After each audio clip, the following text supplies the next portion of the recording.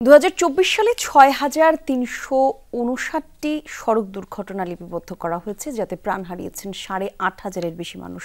আহতের সংখ্যা 12,608। সকালে এসব তথ্য জানালো যাত্রী কল্যাণ সমিতি। ঢাকা রিপোর্টার্স ইউনিটিতে ডিআরইউতে বার্ষিক সড়ক দুর্ঘটনার প্রতিবেদন প্রকাশ করা হয়। বলা হয় 2023 সালের তুলনায় 2024 সালে সড়ক দুর্ঘটনা বেড়েছে 1.54%, নিহত বেড়েছে 7.50% আর আহত বেড়েছে 17 গুণের বেশি। গণমাধ্যম ব্যক্তিত্ব ঢাকা বিশ্ববিদ্যালয়ের অধ্যাপক রুবায়াতের ফেরদৌস বলেন, সড়কে শৃঙ্খলায় ব্যর্থতার পাশাপাশি দেশ পরিচালনায় গত 5 মাসে অন্তর্বর্তী সরকার 100-তে 0 পেয়েছে।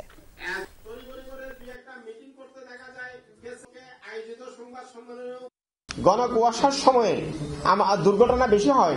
এখন আমাদের সময়ের দাবি ডিজিটাল স্পিড লিমিট এখানে ব্যবহার করা অত্যন্ত জরুরি। 4,000 মানুষ অন্ধ হয়ে গেছে, 31,000 মানুষ আহত হয়ে গেছে, শেখ হাসিনা পালিয়ে গেছেন। তার সুফল তো আমাদেরকে পেতে হবে। এই পরিবহন সেক্টরে তার কোনো সুফল এই 5 মাসে আমরা 1% সুফল দেখি নাই। সড়কে সুশাসনটি নিশ্চিত করতে হবে।